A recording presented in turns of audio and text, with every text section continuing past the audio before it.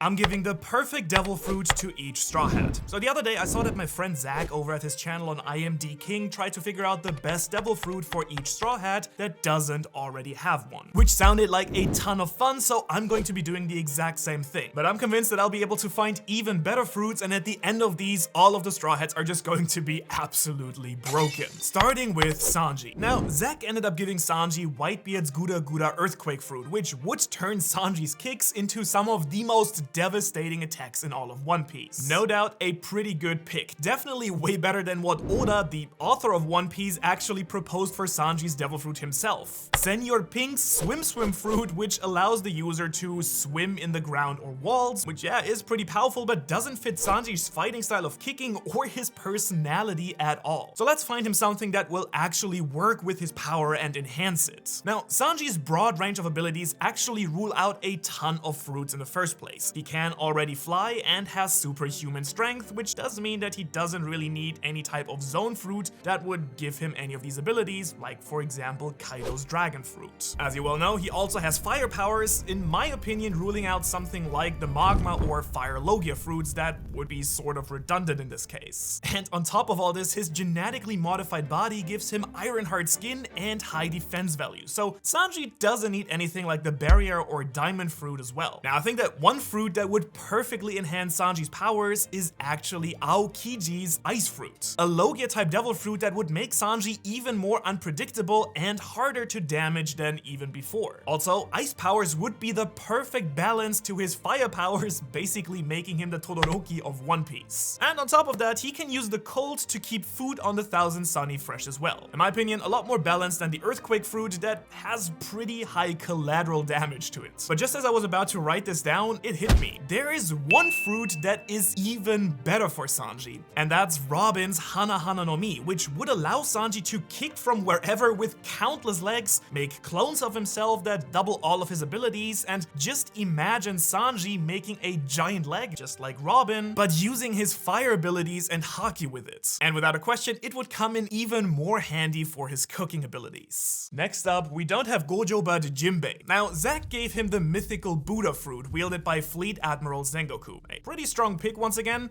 Let's see if we can improve on that one. Now, to pick the right fruit for him, it's important to remember that Jinbei eating a devil fruit would mean that he, as a fisherman, can't swim anymore. In other words, giving him a fruit would have to be something so strong that it would make up for that weakness. And coincidentally, Oda just gave the perfect answer to just this dilemma in the manga, where he just introduced the Jinbei's cyborg clone Seraphim that was created by the government. Now, this clone Jinbei has eaten the swim fruit that Oda originally suggested for Sanji, which didn't work at all with his abilities, but in Jinbei's case, it makes perfect sense. The swim fruit allows Jinbei to use his fishman abilities on land. He can swim and dive on land at incredible speeds, and even use his fishman karate, which is able to manipulate any liquid. I would actually go so far as to say that this is the only fruit that actually would make sense for Jinbei if we want to respect his actual powers in the story. But let's move right on to Franky. Now, Oda gave Franky the arms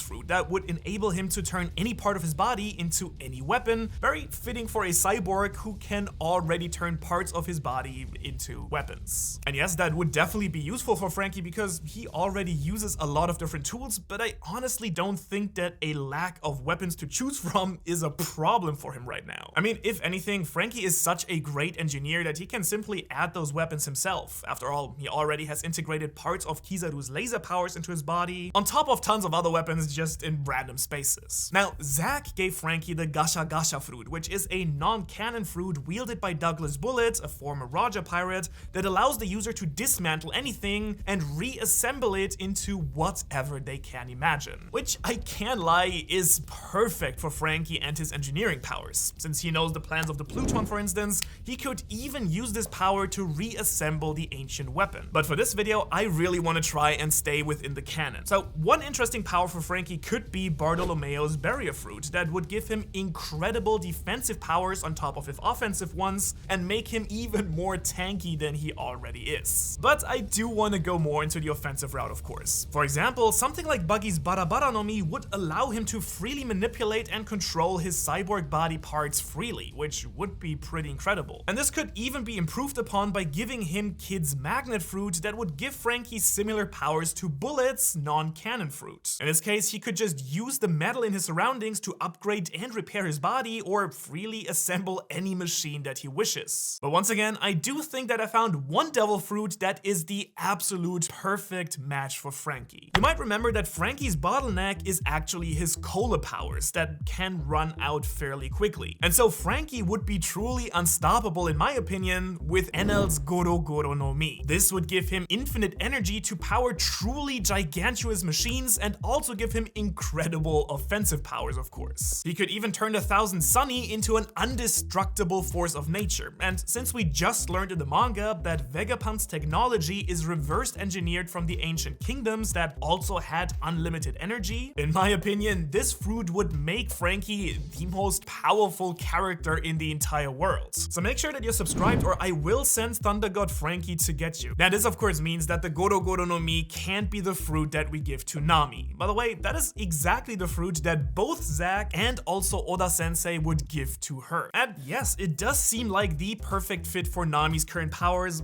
at first glance. But not only do I think that this powerful fruit is a way better fit for Frankie, as I just explained, but similarly to Sanji and his fire powers, I do think that it would be very redundant for Nami to have electricity powers. I mean, having the Goro Goro no Mi would basically mean that Nami would need neither her climate tact nor Zeus anymore, which both have given her immense offensive powers already. So in my opinion, instead of upgrading something she already has, I would rather find a devil fruit that actually enhances her current abilities. Now, thinking a little bit outside the box, one overpowered fruit that I think would make Nami incredibly powerful and work well with her fighting style could be Doflamingo's Ito Ito no Mi, which would allow her to create these incredibly strong strings. And so using her mirages to confuse her opponents first and then trapping them with her strings would be super cool to see, I think. This ability would allow her to make clones of herself, which would give her even more defensive powers that she really badly needs, and she could fix things on board of the ship and give first aid. But in the end, I guess I also have to agree that Nami really needs a fruit that goes well with her weather theme. Now, if Luffy's father Dragon actually has something like the Storm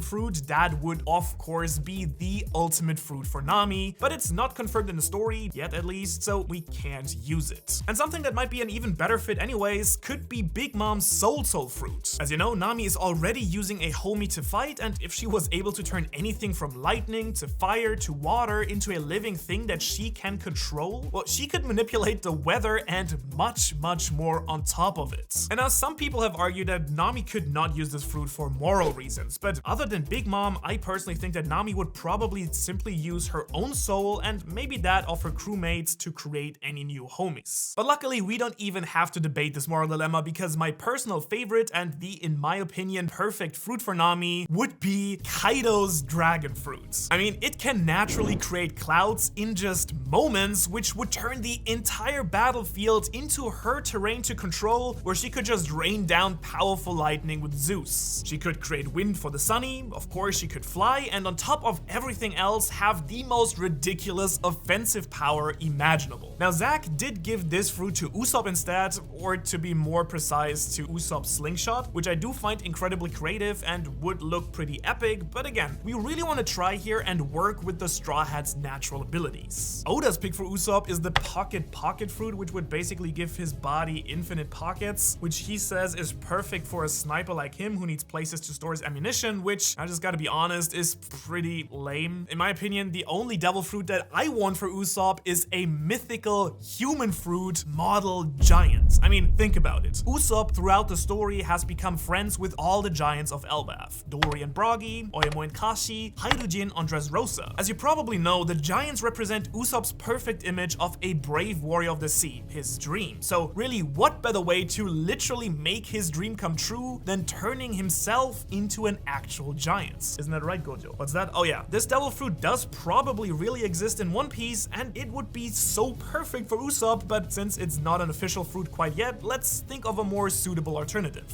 Oh yeah, that's a good one. Viola's Giro Giro fruit would allow Usopp to target enemies far away, but then again, Gojo, I feel like since he awakened his observation haki on Dressrosa, I don't really think that he needs that anymore. Me personally, I think, alright. Instead, I personally would give Usopp a devil fruit that was just recently recently revealed in the manga, that of Marine Admiral Green Bull, the Forest Logia Devil Fruit. I mean, we already know that during the time skip, Usopp has been getting really familiar with different types of plants and uses them exclusively as his ammunition. So having this ability, in my opinion, much better than the pocket fruit, because this would give him infinite ammunition. He could create a forest and switch positions throughout it freely to target his enemies from hidden angles, and as a Logia user, he would be way less susceptible to damage. And as we know, he could also really use the powers to drain energy from his enemies and heal himself, something that would be especially important for Usopp, who always is taking tons of damage in every fight. Which now brings me to the man that we've all been waiting for. How broken can we make Zoro? Oda gave Zoro Kaido's fruit, which again makes no sense if we're being honest. I mean, yes, this fruit is incredibly overpowered, and you can basically give it to anyone and it makes them strong. I mean, just look at Momonosuke. But how does turning into a dragon complement Zoro's incredible sword skills, which is what makes him one of the most powerful characters in the story in the first place? Zack, on the other hand, decided to give Zoro Kizaru's Light Logia fruit, a pick that I totally respect because that would actually have been my first idea for Zoro as well. I mean, this fruit lets Zoro still use his sword skills and even create light swords, as we see with Kizaru himself. Plus, it gives him an incredible speed boost, but I think we can make Zoro even more overpowered. One even better pick for Zoro, just like for Sanji, would have been Robin's Hana Hana no Mi, giving Zoro more sword arms to use, but it does work way better for Sanji here. I mean, he can sprout legs and kick wherever he wants, but Zoro can't just duplicate his sword, so just having arms pop up in random spaces would be a bit of a waste for him. Alternatively, Zoro could eat a zone like the Spider Devil fruit and use that for more arms, just like this marine guy here does, and